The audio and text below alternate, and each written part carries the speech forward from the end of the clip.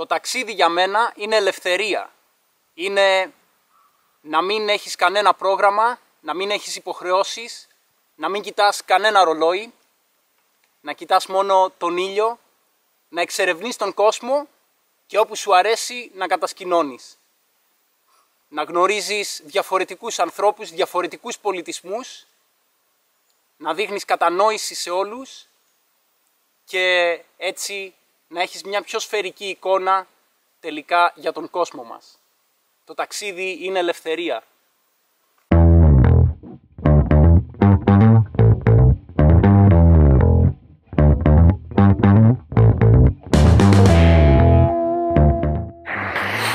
Μόλις μπήκα Σερβία, είμαι στα σύνορα της Ντόμπα.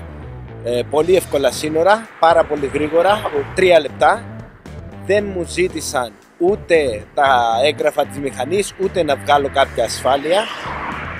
Ήταν απλά μια σφραγίδα στο διαβατήριο. Ήταν και η πρώτη φορά που είδα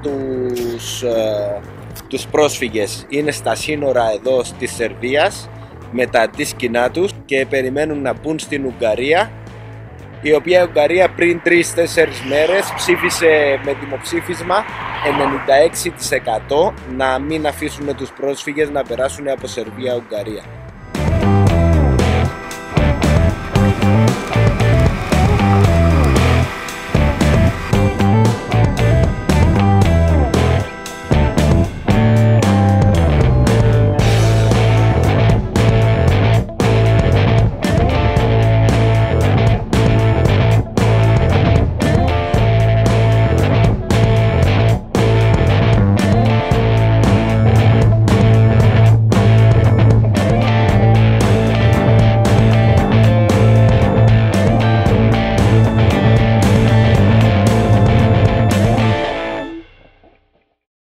Καλημέρα, είμαι στο Novi Sad και έχω ανέβει πάνω στο φρούριο, από το οποίο μπορώ να έχω πανοραμική θέα της πόλης. Στη μία πλευρά του Δούναβη βρίσκεται το φρούριο του Novi Sad με την παλιά την πόλη, στην άλλη πλευρά είναι η καινούρια πόλη.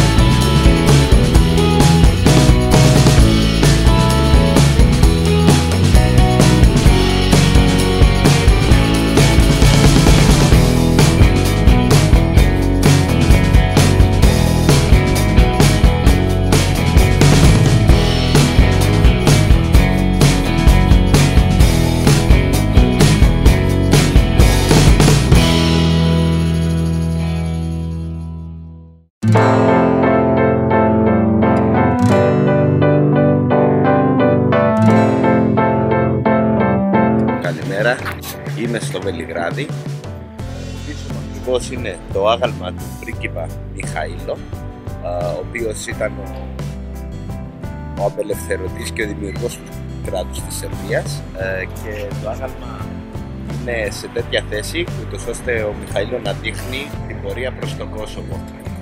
Ακριβώς πίσω από το άγαλμα του πρίγκιπα Μιχαήλο είναι το Εθνικό Μουσείο Βελιγραδίου, το οποίο εδώ και 13 χρόνια είναι κλειστό, αλλά δίπλα ακριβώς είναι το Εθνικό Θέατρο του Βελιγραδίου, το οποίο δεν σταμάτησε να λειτουργεί ποτέ, ακόμα και κατά τη διάρκεια των βομβαρδισμών του Βελιγραδίου, του ΝΑΤΟ, έκαναν κανονικά τις παραστάσεις και χρέωναν το συμβολικό ποσό του ενός διναρίου. Δεν έχει καμία αξία ένα δινάριο.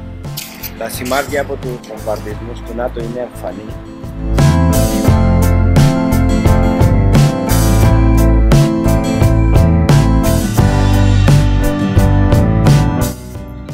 Το κτίριο ακριβώς μπροστά είναι ένα κανάλι τηλεόρασης που βομβαρδίστηκε κατά τον βομβαρδισμό του ΝΑΤΟ και εκεί πέθαναν 16 άτομα. Και εδώ είναι το μνημείο με την ερώτηση γιατί. Το κτίριο είναι έτσι τα τελευταία 17 χρόνια, αλλά γίνονται κάποιες ενέργειες για να αναπαλαιωθεί. Η κυβέρνηση θέλει να το δώσει σε αλυσίδα ξενοδοχείο και οι πολίτες του Βελιγραδίου προσπαθούν να αντισταθούν σε αυτή την απόφαση. Θέλουν να αναπαλαιωθεί, αλλά θέλουν να γίνει ένα μνημείο που να θυμίζει την καταστροφή που έκανε εδώ το ΝΑΤΟ το 1999. Βρίσκομαι στον καθεδρικό ναό του Αγίου Σάβα, ο οποίος καταλέγεται στους 3 μεγαλύτερους του κόσμου. Είναι πάνω από 3.000 τετραγωνικά μέτρα και φτιάχνεται επίσημα εδώ και 100 χρόνια, ανεπίσημα πάνω από 200 χρόνια. Οι εργασίες είχαν σταματήσει όταν ο Τίτο ήταν στην εξουσία και πλέον συνεχίζονται. Στο Βελιγράδι όταν δείτε κάτι που είναι πολύ σημαντικό να επισκεφτείτε είναι το μουσείο του Νίκολα Τέσλα, αυτού του ανθρώπου, του μεγάλου επιστήμονα που πραγματικά δημιούργησε τον 20ο αιώνα.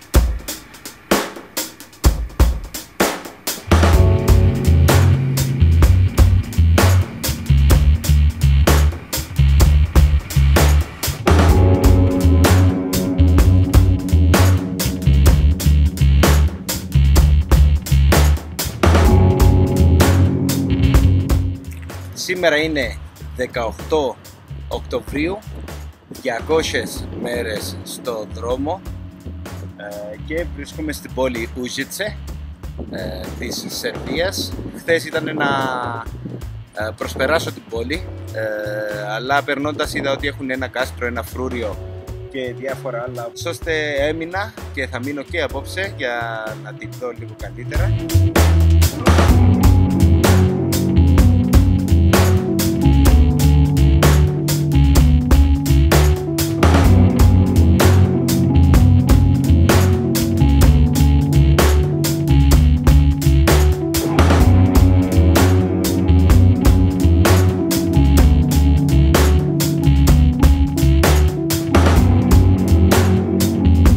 Μια από τις σημαντικότερες μορφές της Ιουγκοσλαβίας φυσικά ήταν ο στρατηγός Τίτο. Όταν μιλήσεις ειδικά με Σέρβους μεγαλύτερης ηλικίας, οι οποίοι είχαν προλάβει να ζήσουν με την κυβέρνηση του στρατηγού Τίτο, θα σου μιλήσουν με νοσταλγία για αυτόν τον άνθρωπο.